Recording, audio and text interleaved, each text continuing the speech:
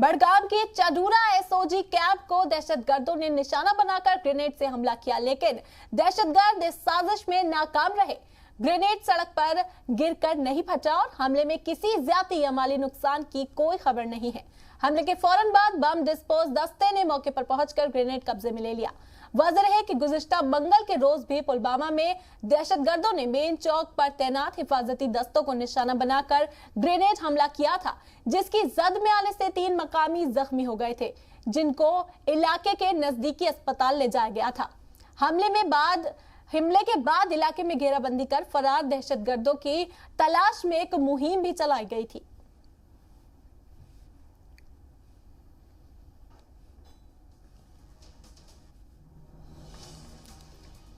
नाजरीन, आपको बता दें कि बड़गाम के चडूरा इलाके के एसओजी कैंप में यह दहशतगर्दाना हमला होने जा रहा था। दरअसल दहशतगर्दों ने इस कैंप को निशाना बनाकर ग्रेनेड तो फेंका था, लेकिन वो ग्रेनेड फटा ही नहीं, जिससे कि इन दहशतगर्दों की साजिश जो है वो नाकाम हो गई। ग्रेनेड सड़क पर गिरकर फटा नहीं, जिससे कोई भी जानी या माली नुकसान नहीं हुआ है। कोई खबर ऐसी सामने नहीं आई है, लेकिन हमले के फौरन बाद सिक्योरिटी फोर्सेस अलर्ट हो गई। यहां पर बम डिस्पोजल दस्ते ने पहुंचकर ग्रेनेड को अपने कब्जे में ले लिया।